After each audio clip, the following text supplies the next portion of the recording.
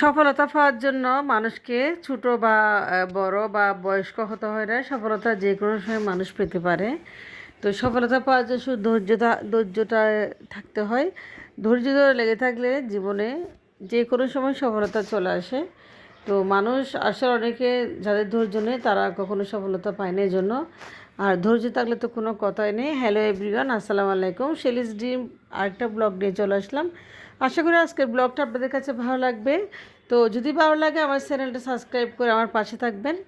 তো চলে যাচ্ছি আজকে আমার ভাইবা। তো সকালে ঘুম থেকে উঠে গেলাম, ঘুম থেকে বুড়ে উঠলাম। যেহেতু আমার বাসায় হেল্পিং হ্যান্ড নেই এখন, আর আমার হাজব্যান্ড একটু অসুস্থ, আমার ছেলে একটু অসুস্থ। তো সকালবেলা ওদের জন্য একটু রান্না করে চলে যাচ্ছি। আমার আজকে এলএলবির ভাইবা পরীক্ষা। আপনারা জানেন আমি ল পরীক্ষা দিয়েছি, ফাইনাল এলএলবি পরীক্ষা। তো সেই পরীক্ষার ভাইবা হচ্ছে আজকে। আসলে আস্তে আস্তে ডেটটা আজকে চলে আসছে, অনেক দিন অপেক্ষা করতেছি কখন ভাইবাটা হবে, কখন ভাইবাটা হবে।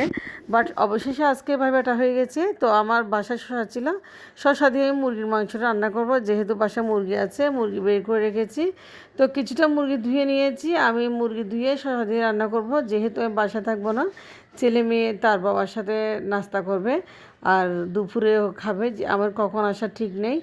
তো যদি তাড়াতাড়ি চলে আসতে পারি তাড়াতাড়ি চলে আসবো, আর আসতে না পারলে কিছু করার নেই। যেহেতু পরীক্ষা দিতে যাচ্ছে আসলে সেটা বলা যায় না। তো যাই হোক, আমার হাজবেন্ডের ঘুম থেকে উঠে গেছে, আমি শসাটা কেটে ধুয়ে নিচ্ছি।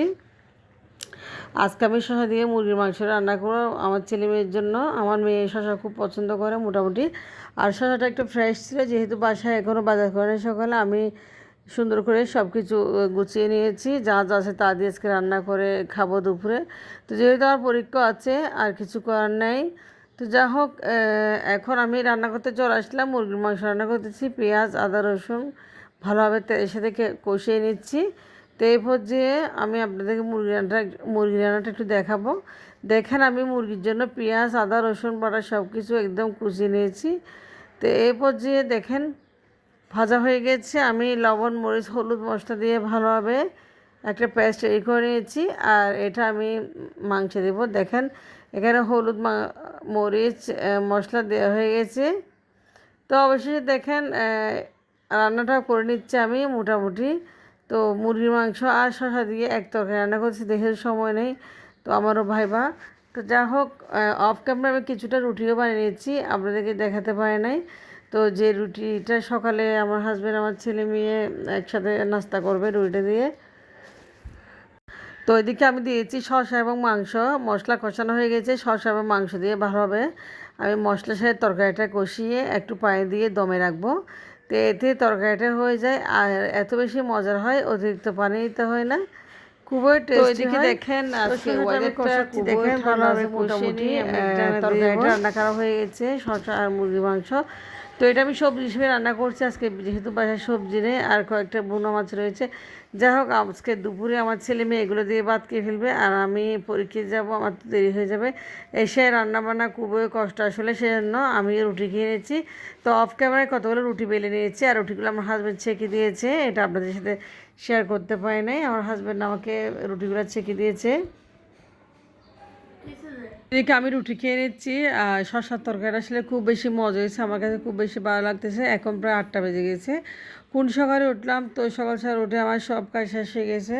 তো ওইদিকে আমার হাজব্যান্ড আরও কিছু রুটি বানিয়ে নিচ্ছে। দেখেন পুরো আটা রুটি, এগুলো আমি অফ ক্যামেরায় বানিয়েছিলাম আর আমার হাজব্যান্ড একটু ছেঁকে দিচ্ছে দেখেন পুরো পুরো করে। তো যা হোক, রুটিগুলোও ছেঁকে নিচ্ছে, আমাকে অনেক হেল্প করে আমার হাজব্যান্ড আজকে আমার পড়াশোনার পিছনে। আমার হাজব্যান্ড পুরোটাই অনেক কষ্ট করেছে আসলে বলতে গেলে। তো আমার আজকে গ্র্যাজুয়েশন কমপ্লিট করা, এমএ পাস করা থেকে শুরু করে ল পাস করা সবে আমার হাজব্যান্ড আমাকে যথেষ্ট সহায়তা করেছে। ও না থাকলেও অনুপ্রেরণা, আমি আজকে একটু আসতে পারতাম না, কারণ ও পড়াশোনার জন্য আমাকে খুব উৎসাহিত করেছে। আর টাকা পয়সা তো খরচ করছে, আর তাছাড়া আমার হাজব্যান্ড আমাকে অনেক অনুপ্রেরণা দিয়েছে। যা হোক, এদিকে আমি শসার রস দিয়ে একটা প্যাক বানিয়ে নিলাম আর এদিকে ব্যালকনিটা দেখাচ্ছে আপনাদের। এখন সকালবেলা খুবই খারাপ অবস্থা, বৃষ্টি আসবে মনে হয়। তো বৃষ্টির ভয়ে আছি, পরীক্ষাটা কীভাবে দিব সেই টেনশনে আছি। যা হোক না কেন, এদিকে দেখেন গাছগুলো মোটামুটি ঠিক আছে, বৃষ্টি পড়ছে, একটু ভাঙা নেই। তো আমি শসা এবং দুধ দিয়ে একটা ভালো একটা ফেস প্যাক বানিয়েছি। যেহেতু চুলায় থাকি সারাক্ষণ আসলে স্কিনটা অনেক স্কিন ট্যাক হয়ে যায় বা কালচে একটা ভাব হয়ে যায়, সেজন্য আমি একটা প্যাক বানিয়েছি। দেখেন প্যাকটা বানিয়েছি আমি এখানে বেসন, শসার রস আর কাঁচা গরুর দুধ দিয়ে আমি বেসনের প্যাকটা বানিয়েছি। আর এটা আমি মুখে লাগিয়ে নিচ্ছি। আমার কাছে খুব বেশি ভালো লাগে। কার কার কাছে এই বেসনের প্যাকটা ভালো লাগে অবশ্যই কমেন্টস করেন। তো কমেন্ট প্যাক আপনারা এরকম ইনস্ট্যান্ট কোথাও বের হওয়ার আগে আপনারা চাইলে এরকম প্যাক লাগিয়ে নিতে পারেন। যেহেতু আমি বের হবো আসলে চুলায় থাকি সবসময়, সেহেতু আমি একটু প্যাক লাগিয়েছি। তো লাগানোর পর আসলে স্কিনটা অনেক ভালো থাকে, প্রায় 2-3 ঘন্টা অনেক ব্রাইট থাকে, খুব সুন্দর থাকে। তো আমি 30 মিনিট লাগিয়ে রাখবো। দেখেন খুব সুন্দর করে লাগিয়েছি। এখানে কাঁচা দুধ, বেসন। তো আপনারা চাইলেও এটা স্কিনে ব্যবহার করতে পারেন সপ্তাহে 2 বার।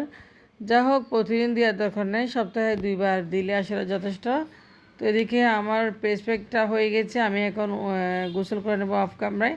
তো আমার হাজব্যান্ড আমার জন্য দেখেন সব কিছু রেডি রেখেছে, আমার ড্রেস, জামা, আর এদিকে ব্লেজারটাও ঠিকভাবে রেখেছে, আর আমার ফাইলটা হয়ে গিয়েছে।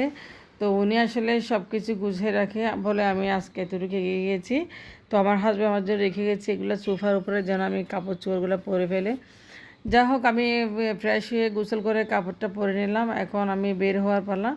যেহেতু আমি 9:30টার দিকে আমার ভাইবা হবে, সেহেতু আমি বের হয়ে যাব। তো আমি ড্রেস পরেছি, কেমন লাগছে সবাই দোয়া করবেন। অ্যাডভোকেট হওয়ার জন্য একটা ধাপ পারাচ্ছি আলহামদুলিল্লাহ। তো খুবই এক্সাইটেড লাগতেছে, খুশি লাগতেছে আসলে। আজকে অনেক দিন পরে ভাইবাটা হচ্ছে। যা হোক রেজাল্টও ইনশাল্লাহ ভালো হবে, আল্লাহ সব কিছুর দিকে তাকাবে ইনশাল্লাহ। তো আমি এখন রেডি হয়ে গেছি। দেখেন একদম রেডি হয়ে ফ্রেশ হয়ে বেরোনোর জন্য। এখনই বেরিয়ে যাবো 5 মিনিট পরে। তো আমি নিচে নেমে যাচ্ছি। আমি অলরেডি বেরিয়ে গেছি। দেখেন আমি নিচে নেমে গিয়েছি, পরীক্ষার জন্য বেরিয়ে যাচ্ছি। অনেক গরম পড়তেছে, যদিও বা বৃষ্টি, তারপরেও গরম যাচ্ছে না। যা হোক আমি বেরিয়ে গেলাম, আপনাদেরকে দেখাচ্ছি। আমি এখন একটা রিক্সায় উঠে চলে যাব পরীক্ষা দেওয়ার জন্য। তো আপনাদেরকে সব কিছু আজকে শেয়ার করেছি, আমার লাইফের অনেক কিছু আপনার সাথে শেয়ার করি। তো যদি ভালো লাগে আমার চ্যানেলটি সাবস্ক্রাইব করে রাখবেন, পাশে থাকবেন। তো এদিকে চলে আসলাম আমি রিক্সা ওঠার জন্য। যেহেতু ওই সামনে রিক্সা একটু দূরে, তো রিক্সা নেব। তো রিক্সাকে পেয়ে গেছি। দেখেন রিক্সায় উঠে গেছি অলরেডি। রিক্সাওয়ালা মামার বলছি 50 টাকা দিয়ে আমাকে সে কলেজে দিয়ে আসবে। যা হোক 60 টাকা দিব ওনাকে, আমাকে কলেজে নিয়ে আসলো। কলেজে এখানে বান্ধবী আমরা দুজনে খুব মজা করতেছি আসলে। পরীক্ষার প্রিপারেশন নিয়ে কথা বলতেছি, পরীক্ষা কীভাবে দেবো। যা হোক পরীক্ষার প্রস্তুতি নিয়ে কথা বলতেছি। আর এদিকে আমি আমার অন্য অন্য বান্ধবীরা সবাই পড়াশোনা করতেছে, যেহেতু ভাইবা হবে একটু পরে। তো সিরিয়ালি মেনটেন করতে হচ্ছে। আমি একটু বসে আছি, কারণ কখন ভাইবা নেবে সেজন্য বসে আছি। কারণ ঠিক মতো পৌঁছে গেছি, এটাই আলহামদুলিল্লাহ। আমি মনে করছি ঠিক মতো পৌঁছাবো না, যে ঝড় বৃষ্টি পানি ছিল বাইরে। যা হোক না কেন এদিকে অনেকে চলে আসছে, পাখিরা সবাই একসাথে ছবি উঠারি করতেছে, সবাই মজা করতেছে। ভাইবা দিতে গিয়েছি, সবার সাথে দেখা হয়েছে অনেক দিন পরে। তো আমার খুব ভালো লাগতেছে আসলে, অনেক দিন পরে সবার সাথে দেখা হয়েছে। তো সবাই ভাইবার প্রিপারেশন নিচ্ছে, আমরা এক রুমে সবাই বসে আছি ফ্যানের নিচে। তো সিরিয়াল বাই সিরিয়াল ডাকলে আমরা যাব। যা হোক আমার স্বপ্ন যেন পূরণ হয়, সবাই দোয়া করবেন। আমার এটা হচ্ছে আরেকটা স্বপ্ন, আমার মায়ের স্বপ্ন। আমার হাজব্যান্ড না থাকলে আজকে আমি একটু আসতে পারতাম না।